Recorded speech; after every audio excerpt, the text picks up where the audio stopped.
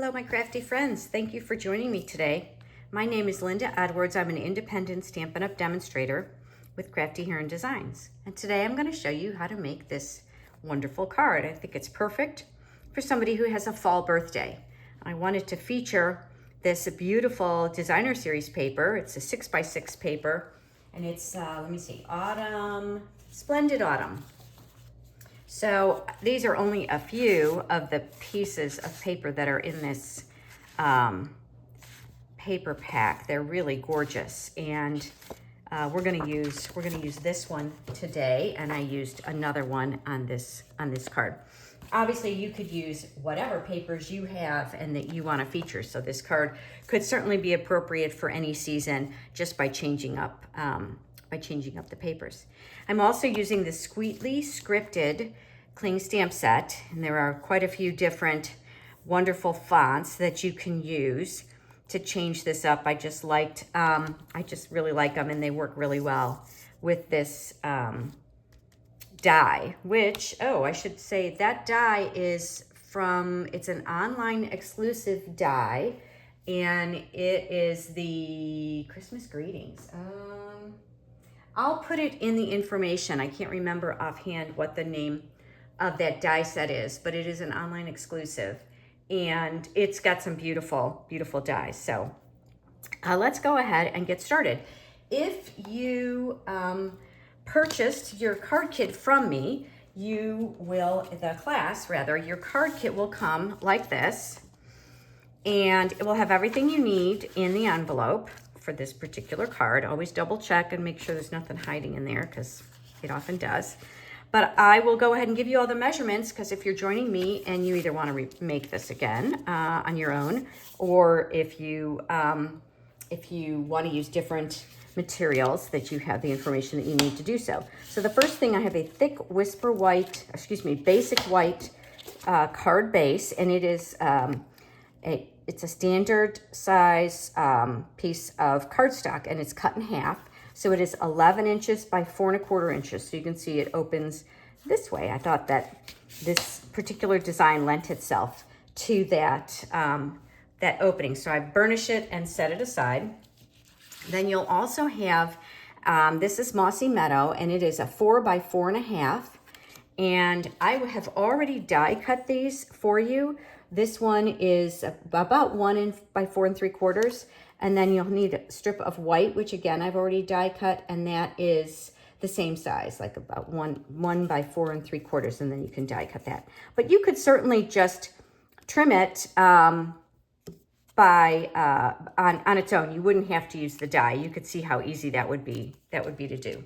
And then you'll have a piece of this wild wheat ribbon, and also a piece of baker's twine, white baker's twine, which I have here. My baker's twine is kind of a mess.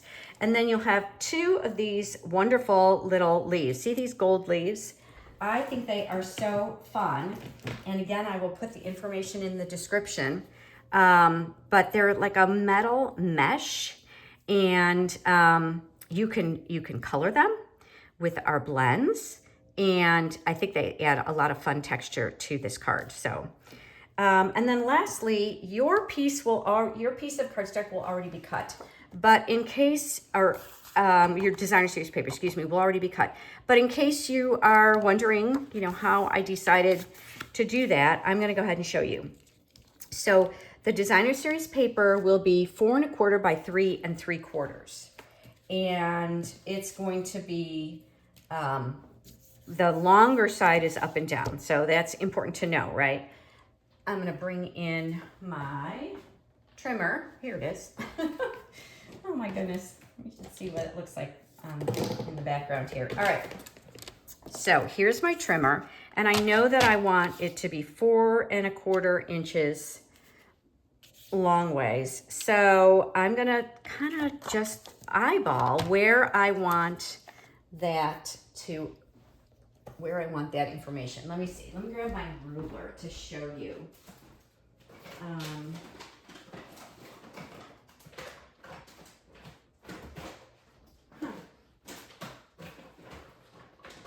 It's not where it's supposed to be. So, yeah. All right. So because I've got this clear ruler, which is part of my, I kind of have it as a standard in my craft room, I can kind of look and see, I want this sun to be kind of centered. So actually, I think what I'm going to do is for this piece, 3 3/4. Let's go to 3 3/4. Yeah, I'm going to cut that width first because that will allow me to see where that sun is. Do you see why I'm doing it that way? So I want the 3 3/4 here. So I'm going to do that one first. All right, so now I've got my width, and now I want to decide where my 4 1/4 is going to be. And so again, I kind of want this sun to be visible. So about there is about 4 1/4. So I'm going to go ahead, and that'll be good because I'll still get this visible. And then if I turn that around and just go to 4 1/4, that will do it. All right, let's see. Let's hope that worked out. You can see how that really is the centerpiece of my paper, and I should show you this. Look at this beautiful piece. You could easily do something else with this on another card. So don't throw those pieces away because you can definitely use them. All right, so this card comes together pretty quickly. This is gonna attach like that. So let's go ahead and do that. And then we're gonna do our stamping.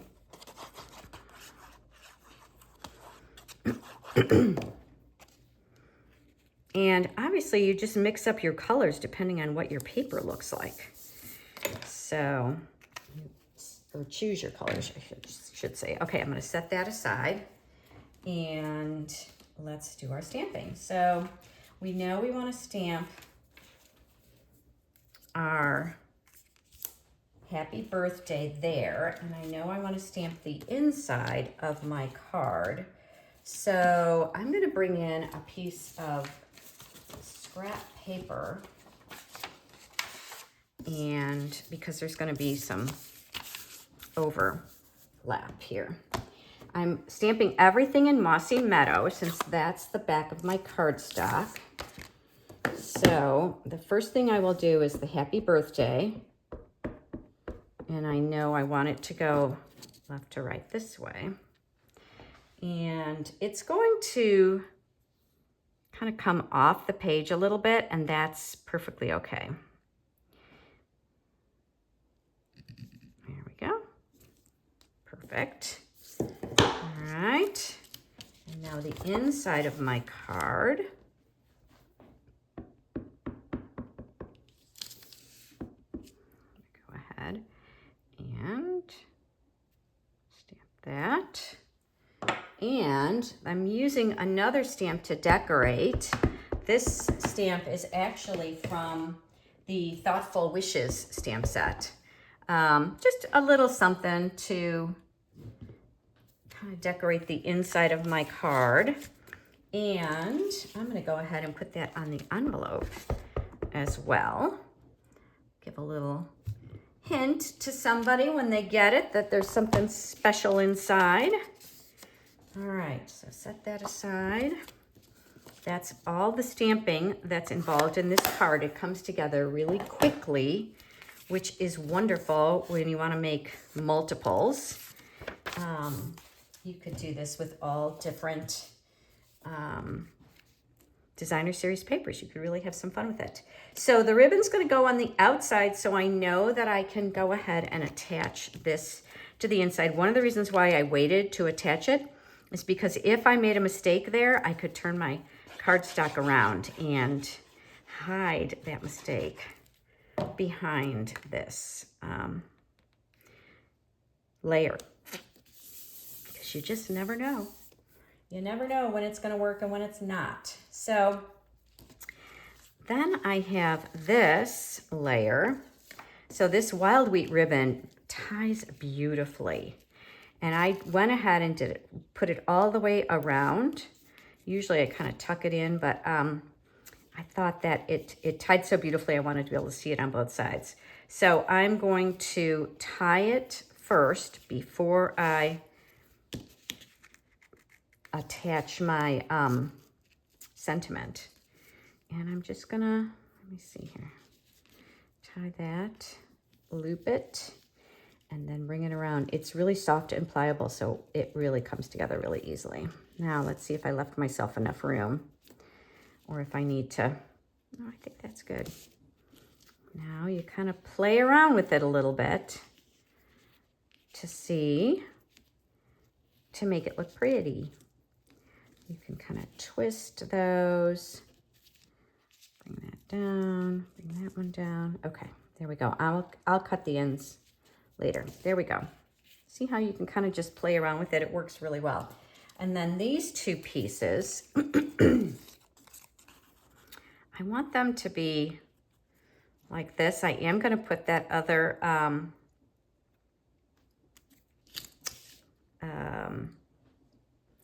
ribbon around it, and I've got these guys that I still have to do. So I'm going to attach those two together first. You can use a glue dot or liquid glue, just like that. I want those two to be like there, and I want enough room here because I'm going to put some gems there. So the liquid glue allows me to kind of play around with that a little bit. And then these leaves, what I'm going to do is I'm going to bunch them all up, kind of wrinkle them up, and it gives them a little bit of texture, so they look a little bit, well, not that they're realistic because they're gold mesh, but I don't know, it just gives them some added texture. I like to add not just multiple colors, but multiple textures to my cards. So these are going to be tucked in here, so I am going to use a glue dot. But let's just kind of line it up and see what I want it to look like before I put that glue dot there. That's going to go like that. This is actually going to go on top like that. So, okay, that's looks good. So let's bring in the glue dots. And then it'll also help stabilize the ribbon as well, the bow. So go ahead and take a glue dot off with this. Take your pick tool, and I'm going to put that, kind of hiding it behind the ribbon, the knot. There we go. Kind of tuck that one maybe upright a little bit more. And then I'm going to do the same thing with the other one. You can see I tie this little piece of baker's twine around my glue dots so that they stay in place a little bit better. I'm going to put another glue dot there. Come on. And then this one is going to go in that way. I'm trying to make sure it doesn't go off the outside of my card. All right. And then my twine, I made a mess of my baker's twine. I don't know what the heck happened, but it's kind of a mess. So bear with me. I'm going to go ahead and put one end through the front. Actually, I'm going to come around my ribbon here. There we go.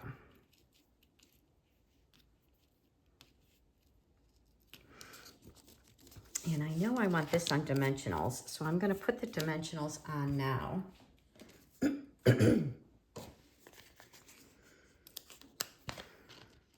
From there. There. Here we go. Line it up.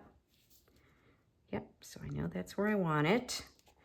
And then I'm going to go ahead and trim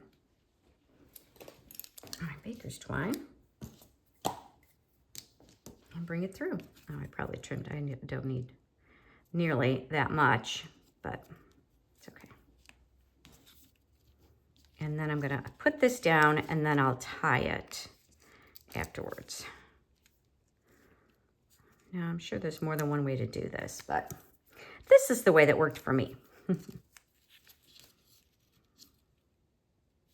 I just want to make sure that that, again, stays within my card base. And see, that's why I'll come in later and trim that so that I can see where I want it. And now I can take this and go ahead and tie a little bow. So go around. So if you are in the Greensboro, Georgia area, I'd love to have you at one of my classes in person. I'm near Lake Oconee. And if not, if you'd like to purchase one of my created home card classes, sign up for my newsletter. The information is in the description of my video. And you can see sneak peeks of the cards that I create, and you can go ahead and sign up for classes there or to purchase the card kit. And if you do purchase $45 or more from my online store, your card kit class is free. It's a $20 value, so that's a good thing. So if you like what you see, give me a thumbs up. I want to be able to see that a little bit better. It helps others find me. And if you can comment, it does the same. Oh, one more thing. We're going to do the gems. So these are the faux glass dots. They're currently out of stock, but they will be back. And I always put the colors on the packaging so that I remember. Copper clay, wild wheat, mossy meadow, and Cajun craze. So I think for this one, I'm going to go ahead and do the, I think I'm going to do the wild wheat.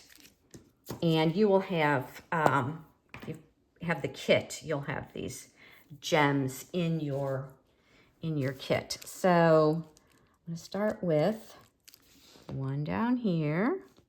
I like these because they're kind of frosty, which is really kind of different. So this could be a masculine card as well, easily, I think. There we go. So this card was actually made, was cased. Let's say we copy and share everything. Mary Case demonstrated this card sketch on her website, and I cased it from there. And I thought it was really beautiful, and again, showcased that paper and that lovely ribbon. So thanks for joining me today. Again, my name is Linda Edwards. I'm with Crafty Heron Designs. And if you do not have your own demonstrator, I'd love for you to follow me and reach out. I'm happy to help you unleash your inner creativity in any way I can. Bye for now.